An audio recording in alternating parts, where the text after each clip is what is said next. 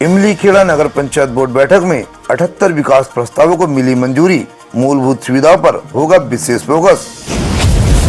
खबर विस्तार से। खबर जनपद हरिद्वार की रुड़की से है, जहां नगर पंचायत इमलीखेड़ा की बोर्ड बैठक में नगर के समग्र विकास को लेकर कई महत्वपूर्ण निर्णय लिए गए हैं। चेयरमैन मनोज सैनी की अध्यक्षता में आयोजित बैठक में सभी वार्डों के सभासदों ने अपने अपने क्षेत्रों की समस्याओं और विकास संबंधी आवश्यकताओं को प्रमुखता से रखते हुए कुल 78 प्रस्ताव प्रस्तुत किए। विस्तृत चर्चा के बाद सभी प्रस्तावों को सर्वसम्मति से स्वीकृति प्रदान की गई है। बैठक का मुख्य उद्देश्य नगरवासियों को बेहतर मूलभूत सुविधाएं उपलब्ध कराना और विकास कार्यों को तेज गति देना रहा है।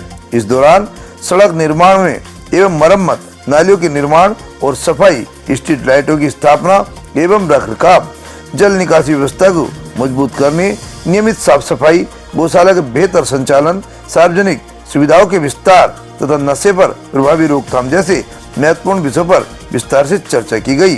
बैठक में सभी सभासदों ने अपने अपने वार्डों की समस्याओं को विस्तार से रखा और स्थानीय जनता की जरूरतों के अनुरूप विकास कार्यों को प्राथमिकता देने की मांग की।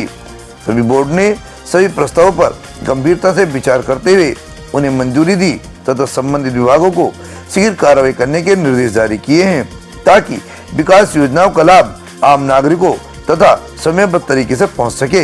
इस अवसर पर चेयरमैन मनोज सैनी ने कहा कि बोर्ड बैठक केवल औपचारिक प्रक्रिया नहीं, बल्कि नगर पंचायत के भविष्य विकास की दिशा तय करने का महत्वपूर्ण मंच है। उन्होंने कहा कि स्वीकृत 78 प्रस्तावों को जल्द से जल्द धरातल पर उतारने के लिए आवश्यक कार्रवाई शुरू की जाएगी।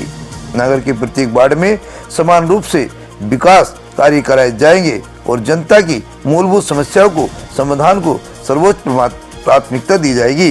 बैठक के दौरान जनप्रतिनिधियों ने नगर के सर्वांगीण विकास के लिए आपसी समन्वय के साथ कार्य करने का संकल्प भी दोहराया है।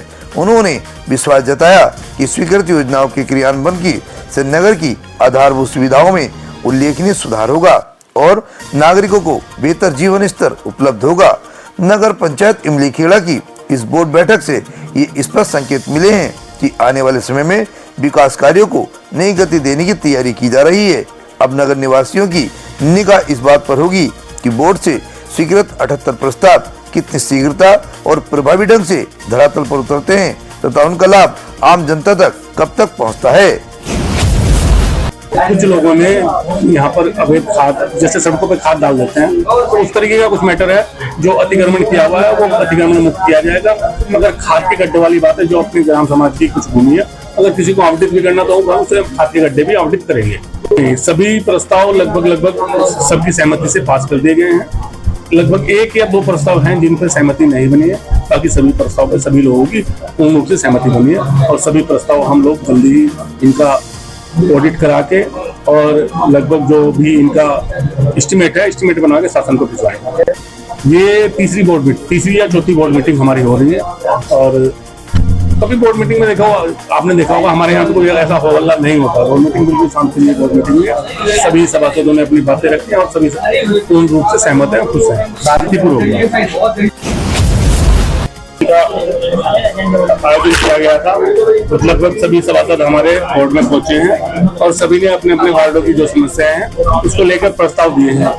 लगभग हमारे टोटल ये है लगभग 80 से 90 कार्य ऐसे हैं जो प्रस्ताव बनकर आए हैं। इनमें से 2 प्रस्ताव हमारे मतलब उस पर सहमति नहीं बनी, बाकी सभी प्रस्ताव पास किए गए हैं और ये जल्दी ही शासन में भेजे जाएंगे। या इसमें लगभग अभी देखिए जो हमने पहले मेरे द्वारा भेजे गए हैं लगभग 1,94,00,000 के आसपास तो मैंने जो प्रस्ताव दिए हैं वो है जो अवस्थापना निधि में गए हुए हैं।